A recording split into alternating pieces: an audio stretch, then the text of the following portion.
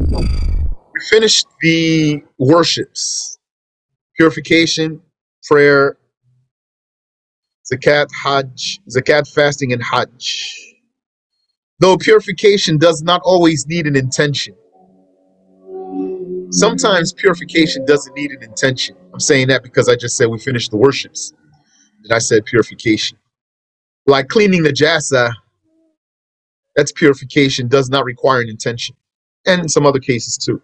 So now we're going to move on to, according to the title here, transactions. Or if you want a broader word, dealings. The author said, after the author finished discussing hajj, after the original author, the author of the original source manual, Shaykh Abdullah, finished discussing hajj, he started talking about transactions or dealings. The author, may Allah be merciful to him, said, Section 25, shedding light on the importance of observing what is lawful and refraining from what is unlawful,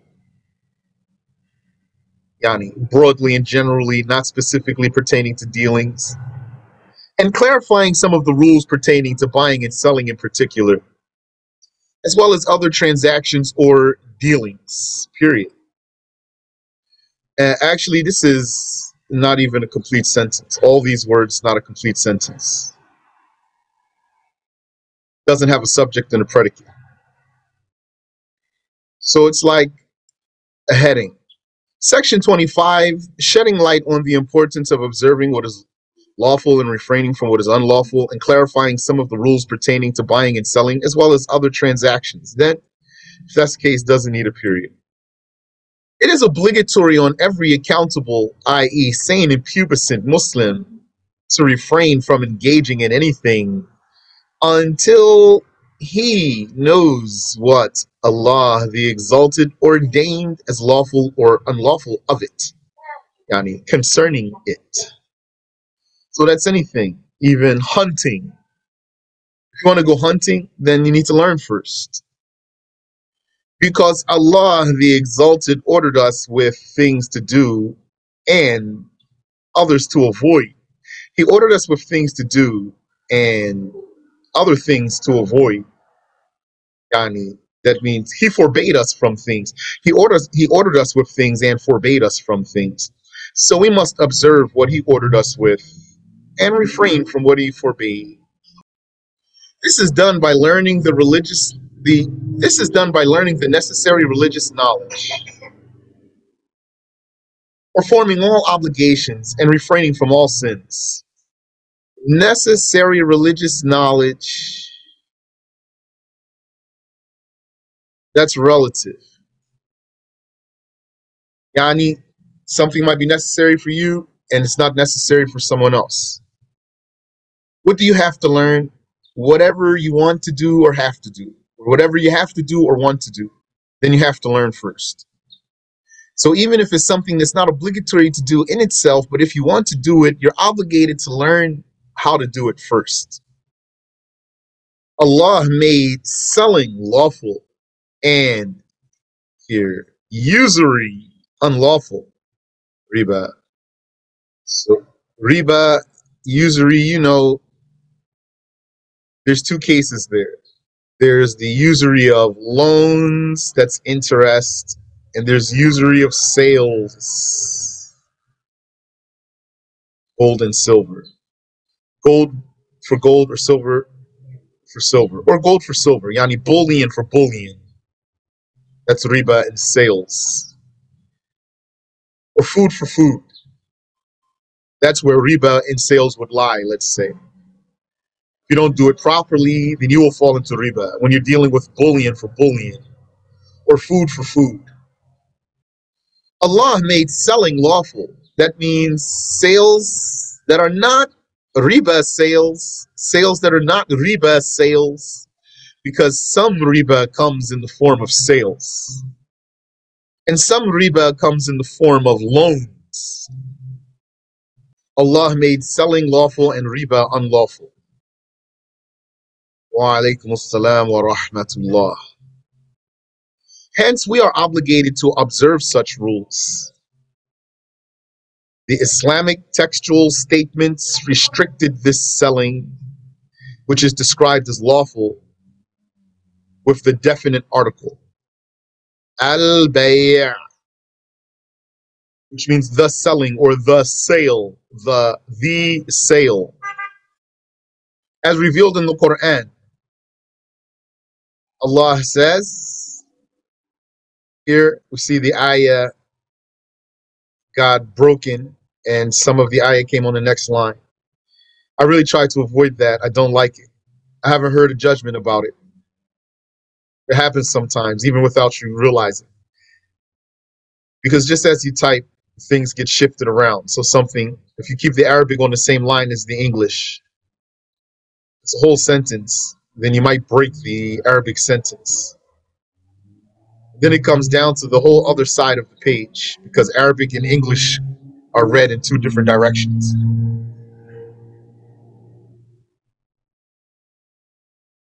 If you type, and you need to type some Arabic in your document, an ayah from the Quran in particular, or a hadith, or really any Arabic, I'd say, especially an ayah, you might want to consider just putting it in its own line. That way it won't get broken like what's here. Sometimes the statements are short, and you think you could squeeze it in on the line with the English. So the sale is restricted in the ayah of the Quran when Allah says, وَأَحَلَّ اللَّهُ الْبَيْعَ وَحَرَّمَ الرِّبَا. Allah made the previously delineated selling lawful. Yani, Allah made the sale lawful. That means not any sale. And He made usury unlawful, forbidden. The function of the definite article in this context is to limit the scope of the word that it is attached to. Here's a conjunction. Conjunctions are considered informal. So if you turn in a paper like this to a professor, meaning this is a major project here. How many pages here? 231 pages. So you can get some points deducted here.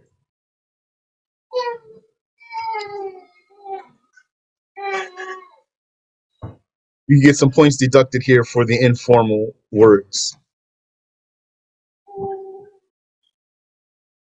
So the function of the definite article in this context is to limit the scope of the word that it is attached to, thus indicating that the trade that Allah describes as lawful in the aforementioned verse is that which was previously defined by the revealed texts as lawful. I think that's clear. Yani, the sale that Allah made lawful is the sale that complies with the rules of the religion. Hence, the person must be cautious in order to be safe from disobeying Allah.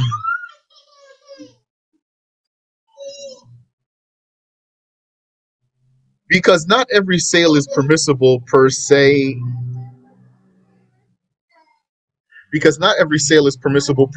Yani, not any sale, put the word any here, because not any sale is permissible per se. Unless it satisfies the conditions and integrals. I think the word any works better with the word unless also. Not any sale is permissible per se unless it satisfies the conditions and integrals. Therefore, therefore they must be observed.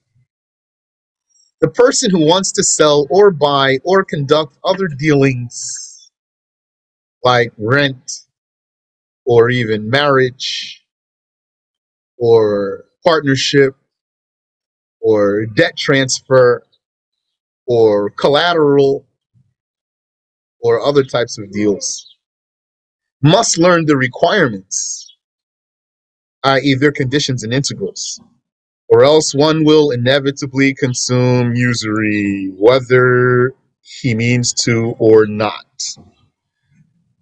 The meaning of this last statement here, or else one will inevitably consume riba. That's what Shaykh said.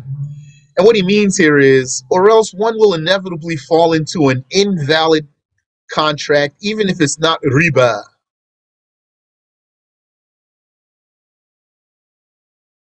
Yani, if you don't learn how to sell and buy, it's a very high likelihood that you're going to fall into invalid sales or invalid contracts. I'll give you an example. You go to a store, you buy a banana, then you leave out of there and you notice something about the banana, so you want a different one, you don't want that one. So you go back in there and you say, this banana is this and this and this about this banana. Can I get another banana? He says, yeah, sure, go ahead. So you put the first banana down, and then you take the second one and you leave. Right there, you just fell into major sin. Didn't even realize it. Never thought you were doing anything malicious. Yes, I'll repeat. A person who didn't learn about sales, he goes into a store, purchases a banana, for example. He leaves the store. That means the contract is done now. Then he notices about the banana something. So he goes back into the store and he says to the guy behind the counter, this banana here, such and such is the issue with this banana. Can I get another one? He didn't even peel the banana. So he says, sure, no problem. It's not an issue at all. So he puts down the original banana and takes a new banana and then he leaves. Here he fell into a major sin. Question, can I explain the major sin? The major sin is that he exchanged food for the same kind of food without being sure that they measure the same on both sides. Whenever you exchange food for food, they have to, if they are the same kind of food, they have to have the same measure on both sides. There's many things like that. You don't pay attention. Here's an example. There's a supermarket. This supermarket, in order to use the cart or the trolley, if you're from the UK, in order to use the trolley or the shopping cart, you have to put a coin in there. So you put a coin in there, now you can use it. And you can get the coin back when you're done. So you use this cart or trolley until you get up to the cash register. Then the person at the cash register, you take all your stuff out of the cart. The person at the cash register puts it into a different cart, one that you can push away, and then leave the cart that you came with. You leave it there instead of the one that was just there before you came. Now you can't take that coin out of there. It's not yours. What's the person going to do though? He's just going to take the coin out of there and keep going. He's not even going to think twice about it. You said you would let them void out the messed up banana and ring up a new banana to avoid riba. Yeah, you're gonna have to do a new marriage. You're gonna have to do a new contract here. So, what would the person do to avoid the riba in the banana situation? You go back in there and say, "This banana, such and such is the issue with it. I'd like a different banana." So the person might say, "Sure, go ahead and take one." That person doesn't have knowledge either. So what do? You say, "Okay, so the money that I purchased this banana with, I'll sell you this banana back for that, and with that money, I'll take a new banana." And then he's going to scratch his head and say to himself, "Why are you going through all that?" And he's going to shrug his shoulders and say, "Okay." And then you can take the other banana and leave. Or I'll give you another example. Person goes into a restaurant, orders a meal, pays the money, and then leaves the restaurant before the meal is prepared. That's invalid. Because you paid for the non-existent. buying the non-existent is invalid. How you messed up this contract here? By leaving the store. You can pay before they make it, but you need to stay in the session. If you stay in the session, it won't be counted that you purchased the non-existent. Then they're going to take the time they need to prepare your food, and then they're going to give it to you. You sit down at the table, for example, or whatever. Then when it's done, they're going to call you. You're going to take your food and leave. Yeah, you need to stay in there. You need to stay in the session. That's the rule. Stay in the session. So if staying in the store, for example, counts as being in the same session, then you're just going to stay right there in the store. But if you were to leave and then invalidate that contract, what do you do when you come back? Just say to him, and your food is ready, for example, say, that money I already gave you, because it's your money. They have your money because the contract was voided. You paid them and then you left before they made your food. You voided the contract. So that's your money. They have it. But it's haram to do an invalid deal. So then you're going to repent. Then you're going to go back in there and then take the food and say, that money I already gave you. With that money, I buy this food. And same thing is going to be like, oh, didn't you buy it already? So then if you want, you can teach them. He said, could you also just wait in your car while the food is being made? Not if that's counted as breaking the session. Breaking the session, the Prophet ﷺ said, it is by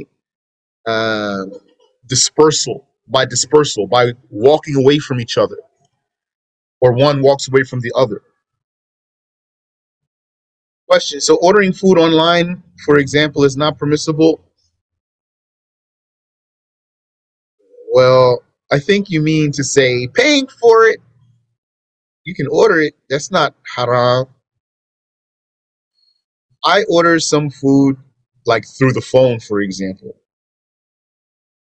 I call ahead and then they want me to pay. I tell them this payment is a donation. And then they usually don't have any trouble with that. And I say to them, when I get there, I'm going to take the food as a gift. And they don't have any problem with that usually. He says, so if I ordered and paid and left and came back for my food, so just order and paid and left, that's not permissible. Not unless you make some provision, like you ordered and then you paid. And then before you left, you said to him, that money that I just paid you, hold on to it. I'm going to step out, which is going to void our contract, but just hold that money. I'll be back and we'll renew the contract. And then there's no problem here. And maybe some of our brothers and sisters, they need reminder about this mas'ala. Somebody, when I see him, I want to say to him, Barakallahu feek, I want to review a mas'ala with you. So what is the sin exactly called? Purchasing the non-existent.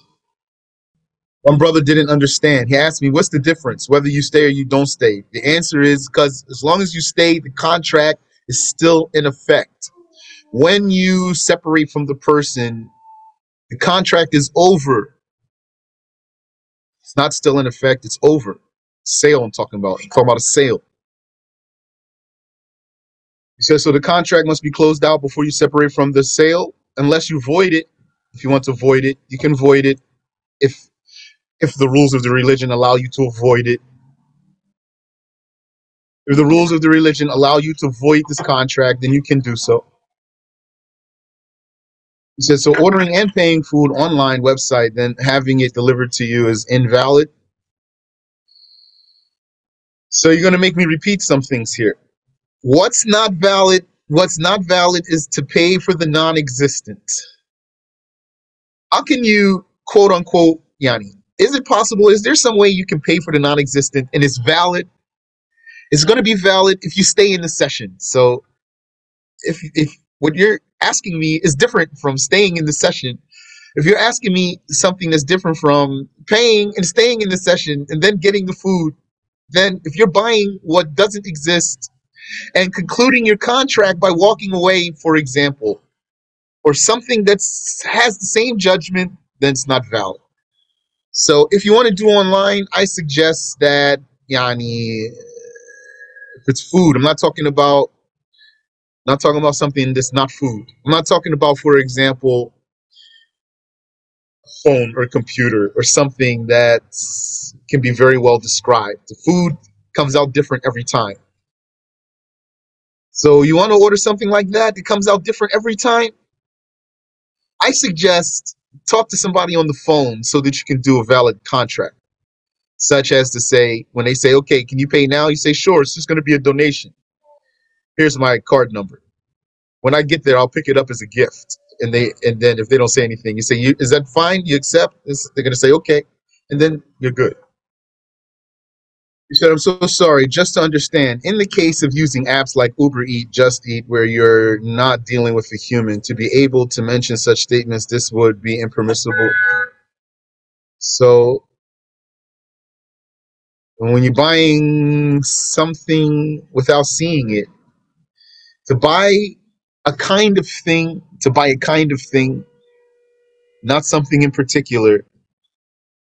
You're buying a kind of thing, not something in particular. There's a condition, which is that it can be described exactly. Described exactly. If what you're buying online, for example, is not something that can be described exactly, then you can't do it without talking to somebody. Because in this case, when it can't be described exactly, you need to be able to make your provision that makes it valid for you. Your provision is that, all right, I'm going to pay you now, but it's going to be a donation, for example. That's your provision. Or any other provision, valid provision you might think of. The author says, the Messenger of Allah sallallahu alayhi wasallam said what means. The honest trader, and really he's very honest. Saduq. Saduq, he's more than sadiq. He's not merely honest. So the very honest trader or tradesman shall be assembled on Judgment Day with the prophets, the righteous Muslims, and the martyrs. This hadith was related by At-Tirmidhi. The honest trader is a person who observes the rules Allah ordained in their trade, in his trade. The honest trader avoids deceiving, cheating, misleading others, or anything else that Allah made unlawful. Not like companies that they do all their business online and they make provisions distributed throughout their website. And sometimes they even trick you into thinking you cancel when you didn't cancel, because they make the cancellation like 2 or 3 steps. So you press one button. If you don't read carefully, you'll press a button, think you cancel, you didn't cancel, and they're going to still charge you. Those are not lawful. Yani, those are not honest tradesmen. And that's what Amazon does, by the way, if you didn't know. In case you need to cancel your Amazon, you better make sure you read there, because you got to press like 3 buttons. Or sometimes they say, if you agree to this, yani, or they would say, if you don't disagree to this, then we're going to charge you for such and such. You might not notice that it's there, so that you have to disagree with it. Then they're going to say it's in the contract. You didn't disagree, so we're going to charge you. This merit of the honest trader mentioned by the Prophet is due to what this person faces when struggling with his self and its desires, and subduing it to conduct contracts according to Islamic law. Otherwise, if one does not conduct oneself in such a manner when selling or buying, then the threat of Allah with painful torment to punish those who violate his laws is known. Here, this with painful torment should go here. Here. Then you can read it like this. Then the threat of Allah to punish those who violate his laws with painful torment is known. One must also observe the conditions and integrals for the remaining contracts. the details of which were mentioned by the Islamic jurists in their more advanced books. Renting and hiring out a lawful thing, which means to transfer the right of its usage to the renter. Now, let me do this real quick. I'm just going to read the bold real quick, and then I'll come back and reread. So, one must also observe the conditions and integrals for the remaining contracts of renting and hiring, financing a profit-sharing venture, putting up collateral, commissioning others, depositing for safekeeping, lending, forging a partnership, or tending grapevines and palm trees for part of the crop. So all of that needs to be unraveled. There's brief talk here. We'll try to stick to the book, inshallah. So the details of which were mentioned by the Islamic jurists in their more advanced books, like renting and hiring, those are the same thing. The Arabic word is ijara. This is temporary purchase of a right. Temporary purchase of a right, not an object, rather the right to the object. A temporary purchase of the right to an object, such as a car or a house or a person, so that he would work for you. Yani, his time, for example. So renting and hiring out a lawful thing, which means to transfer the right of its usage, not its very object, just the right to it. Once you rent it out, you lost the right to it temporarily until the contract is done. You still own the object itself, the car or the house or the horse, which means to transfer the right of its usage to the renter for a payment, under the condition that the entity is not consumed. Yeah, like you can't rent out a candle because when you rent something, you want to return it the way you rented it originally. So you can't rent out a candle, you can't rent out a loaf of bread. You can rent a car or a horse or a house or clothing, something that's not consumed. And very important, it's also a condition that the contract expires. You want to understand how renting and hiring really goes. You can't forget this point here. It's a condition that the contract expires. That means, according to what I'm saying to you, you cannot be hired indefinitely. Like someone would hire you and then you just work for that person for no determined amount of time, and then they could even fire you whenever they want, or you could quit whenever you want. That's not valid. When we say that the rental or the hire have to expire, this in itself implies that you can't quit and you can't fire. You have to see the contract through until it's complete. Assalamu alaikum, Shaykh. Alaikum assalam wa rahmatullah. They're renting a vehicle, and you know how when you rent from a Hertz to somebody, and they say the gas in the car is included with the car, is that halal? They make you pay for the gas in the car? You got to put the gas, whatever they got to half a tank, you got to put back half a tank. I don't know. I'll have to ask. Thank you. You're welcome. But if you needed to, let's say you didn't get an answer from me or find an answer, what you could do when they say to you this condition. So at the end, when they say everything they want to say, then you just say, okay, I'll rent this car from you for such and such, and I'll fill the gas up halfway. I'll make sure it's dropped off with at least half a tank of gas. The meaning of that statement there is, it's not inside of the condition. I'm just telling you I'll do it. And then you'll say, okay, and then you're good. Inshallah. you. Financing a profit-sharing venture, which is to delegate and authorize a person to trade with one's wealth in one or several types of trading for a shared profit.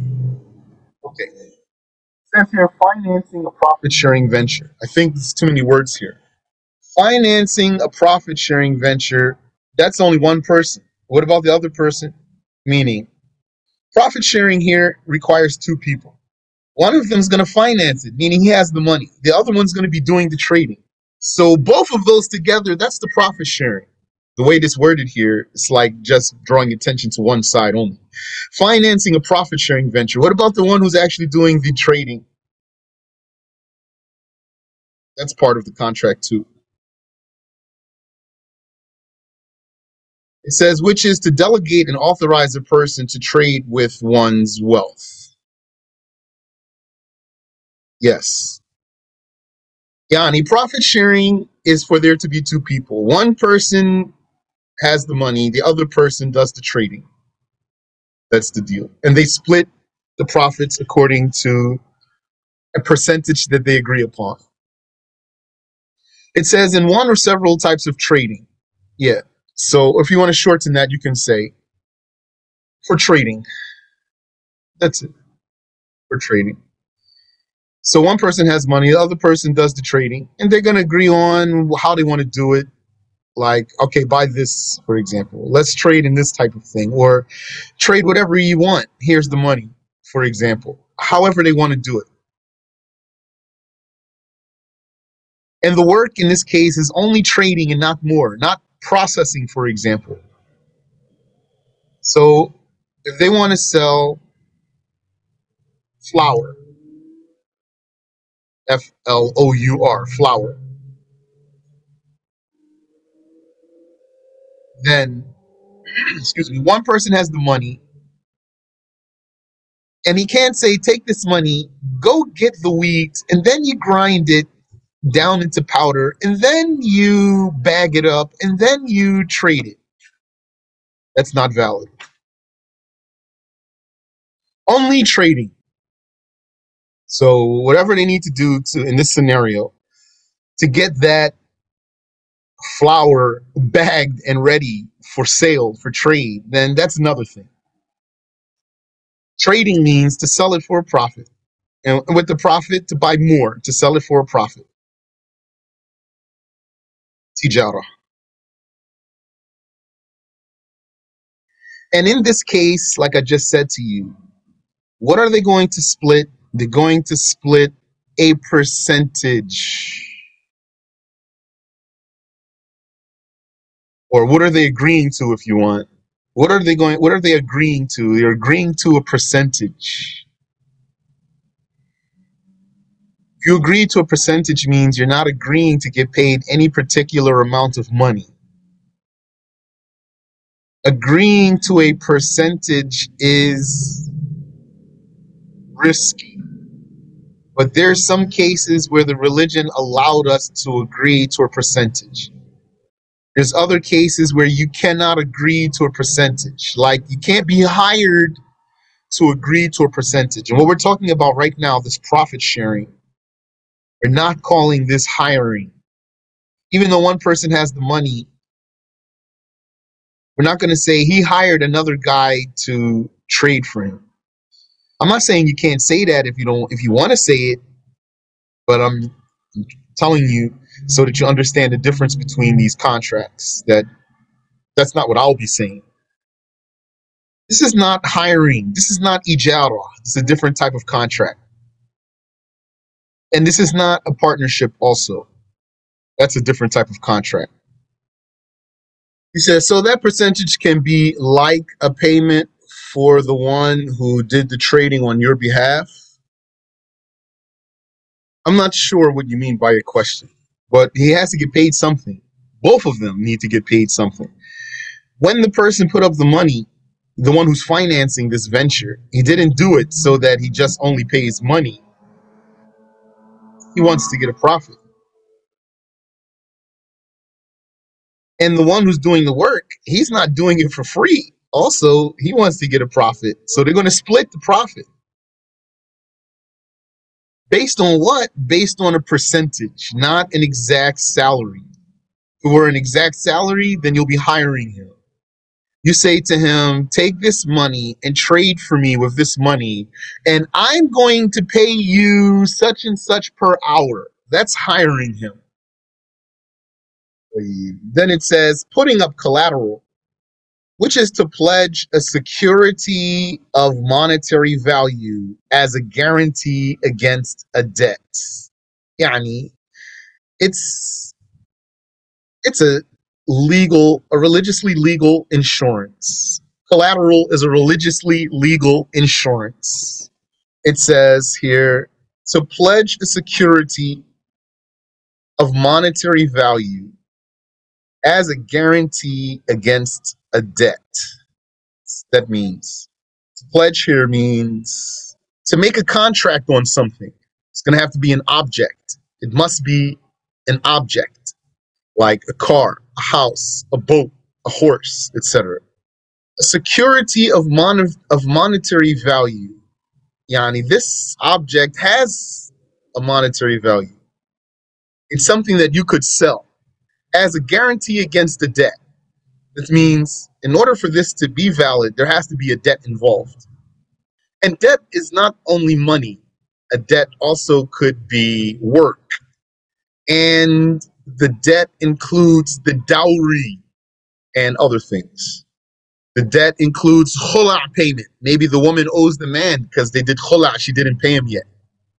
Maybe the man owes the woman because they got married, he didn't give her dowry yet. Or maybe he hired a guy for work. You paid him and he didn't work yet.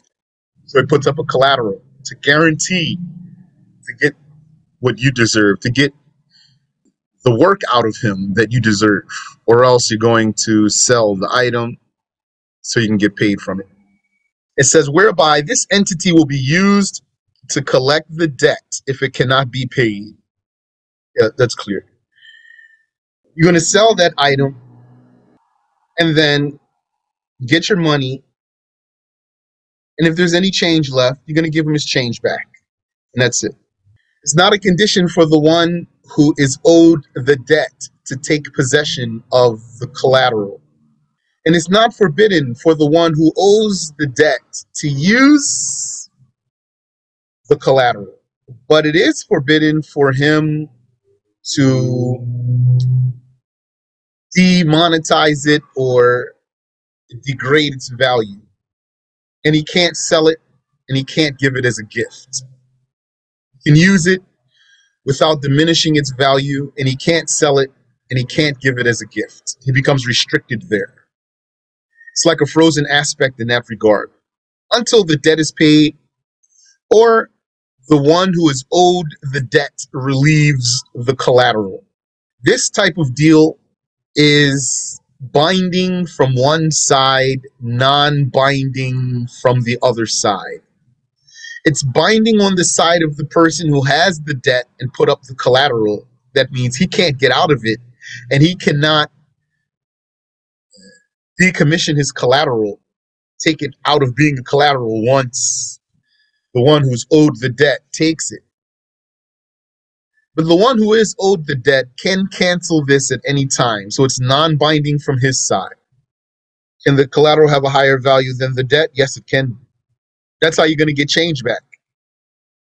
Commissioning others, that means authorizing others, also means giving power of attorney. Giving power of attorney, that means allowing someone to work on your behalf, which is to appoint a person to carry out a task by proxy, that means by appointment, in a specific way, like you say, sell my house for me. So that's his task, his specific task. Or you say, pick up this merchandise for me. That's his task. This type of deal, it can be independent or it might be incorporated into other types of deals, like renting, not renting, hiring. Renting and hiring is the same thing, but I meant to say, like, you hire a person to work for you. So sometimes, since he's hired, you're going to commission him. So you could commission him and he's your employee, or you could commission someone without him being an employee. So if you hire someone for his time, then yani, his time is yours. And then you might say to him, sell at this cash register. That's like saying, I now authorize you to conduct sales for me, O hired person of mine. During the commissioner's lifetime, so we're not talking about leaving a will, like for someone to say in his will, I want Fulan to take care of my children, to look after my children. We're not talking about that. Depositing for safekeeping. That means letting someone hold something for you, or having someone hold something for you. For safekeeping, which is to entrust something to a person who is not the owner for safekeeping. Then the person who accepted to do this task has to store it in the proper way. That's a condition. That's an obligation on him. If he accepts, he has to store it in its proper way. Like, depends on what it is. So storing it might be just parking it outside of your house, or it might be by putting it in the garage or behind a gate, or it might be by putting it in your house and locking the door, or it might be by putting it in a safe altogether, for example. Depositing and safekeeping in Arabic is called wadi'ah. Wadi'ah. Wadi'ah. Lending, which is allowing someone to use an article for free while preserving its entity. That means you let someone hold something, a book, a bike, a car, clothing, for free. Yani, to use it, not just to hold it, to use it. Safekeeping is just holding it. Lending it is for using it. And lending involves safekeeping. And renting also involves safekeeping. So this could also be an independent deal, or it could be incorporated into another deal. Forging a partnership, which is a contract establishing the rights of two or more people over something, over one thing having more than one owner as a common property. That means there's no borders. Ownership is not by physical segments. The ownership is by percentage. And profit and loss is by percentage. So this is another type of deal where you can agree to a percentage.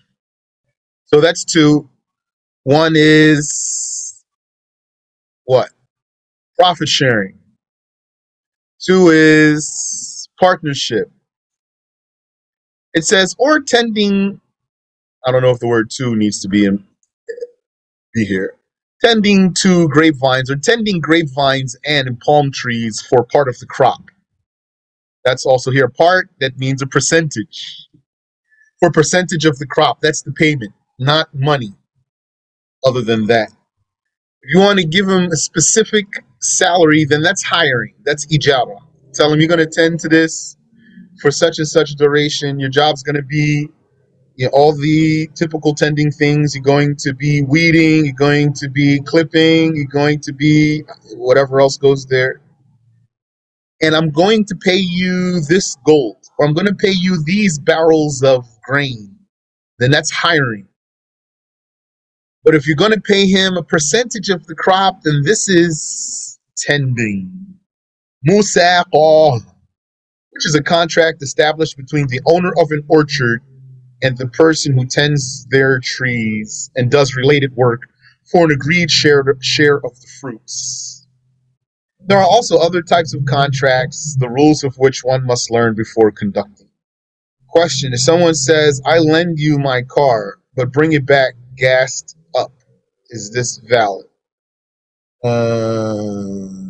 don't know if it's binding. I say I don't know if it's binding means you could say it. It's not going to invalidate the lending, but I don't know if it's binding. Someone raised a hand. Sister Sarah? Shaykh, right, I'm really sorry. Can I quickly ask you a question with regards to lending? It says that you allow a person to use an article for free whilst preserving its entity. What would you mean by preserving its entity? Sorry. Like, you can't lend a candle. You because the way to use a candle is to consume it by lighting it. You can't lend a loaf of bread, because the way to use a loaf of bread is by eating it. So because lending is one of those deals in which you want to give the item back the way you took it, just like renting. So anytime you have to give the object back the way you took it, then it's a condition that the subject of this deal would be non-consumable. Mhm. And that would not be the same as, for example, someone borrowing a pencil, for example, because it's consumable. Yeah, you can't lend a pencil because it's consumable. Amin wa fikum. But that doesn't mean that you can't permit a person to use a pencil. This is where some people get confused. There is a type of deal. This deal, we're going to call it in English if you want, like right now, at least following this book, we're going to call it lending. Thank you. The deal in this case is I let you hold my thing and you're going to give it back to me the way I gave it to you. That's the deal. So according to the parameters of this deal, then it can't be done with a candle. It can't be done with a pencil. It can't be done with a loaf of bread. That doesn't mean you can't give a person your bread to eat. You can give a person bread, say eat it. Give a person a pencil, say use it. I permit you to use it. So then that's outside of this deal. Great, thank you. You're welcome. You said they lend the car, but did not say, I lend you my car with this amount of gas.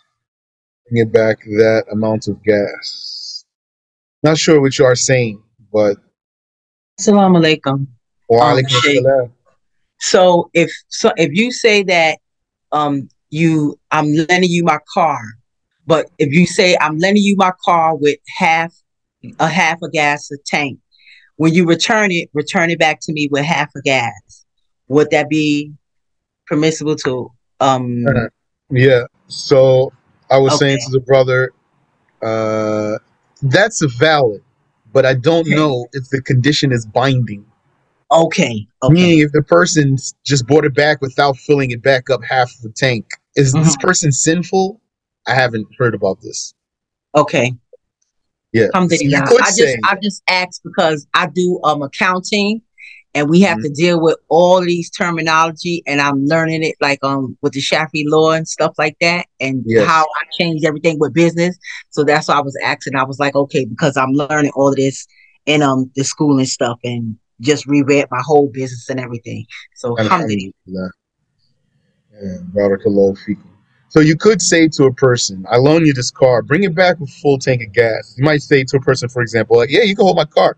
If you get a ticket, you got to pay it, bro, for example. So he might say, okay, there's no problem here. But what if he say, you can borrow my car, but bring it back full for me. So what if he doesn't bring it back full for you? Then, because here's the thing, you can't profit from this deal. That's one thing. This is free. The deal we're talking about now is free. Alhamdulillah. Now, what I do know is if someone loans you his horse, if you loan someone your horse, it's your obligation to keep your horse fed. That's what I have in my knowledge. If you loan someone your horse, it's your obligation to keep your horse fed. So you might say to him, you can borrow my horse, but you got to keep him fed. So then, is that binding? I haven't learned. He has to take care of the horse, though. It's his obligation to keep it preserved. Like, he can't just leave it in the cold and like that and store it where it's not supposed to be stored. Or put someone who's too heavy on it. Or work it too hard. Question on loaning. If someone says, I lend you this money and you pay me back by the end of the year, can they put this condition of time? Yes. Any other question? Subhanak, he says, the condition binding? Yes, it is. Subhanak Allahumma wa bihamdik. Ashhadu an la ilaha illa anta astaghfiruka wa atubu ilayk.